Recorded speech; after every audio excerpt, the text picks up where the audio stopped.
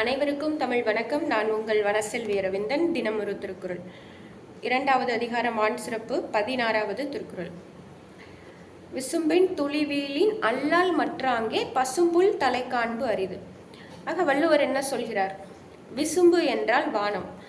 அந்த வானத்திலிருந்து துளி நீர் விழவில்லை, ஆனால் மழை நீர் வரல அப்படின்னா இந்த உலகத்தில் அந்த பசும் புல் தலைனா அந்த பசும் புல்லின் நுனி பகுதி, அந்த நுனியை கூட பார்க்க முடியாது, காண்பு அரிது, காண முடியாது அப்படின்னு சொல்கிறார்.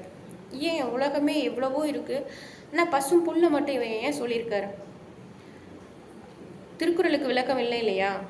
நாம் எடுத்துக்கொள்ளலாம்.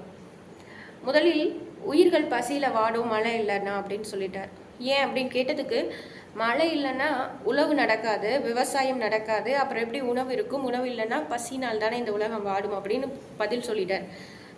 ஆக அந்த உழவு தொழிலுக்கு, விவசாயத்திற்கு பயன்படக்கூடிய அத்தியாவசியமான இன்றியமையாத தெய்வமாக நாம் எல்லாம் வணங்கக்கூடிய ஒரு உயிரினம் என்ன அப்படின்னா எருதுகள், பசுக்கள், மாடுகள்.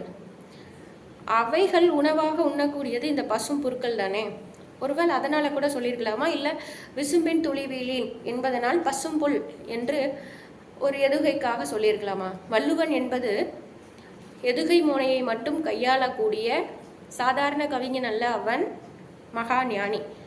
அவன் எந்த அர்த்தத்தில் வேண்டுமானாலும் சொல்லியிருக்கலாம். நம்முடைய சிற்றறிவிற்கு எட்டியபடி நாம் உணர்ந்து கொள்வோம். மீண்டும் ஒரு நல்ல திருக்குறளில் நாளை சந்திப்போம். நன்றி, வணக்கம்.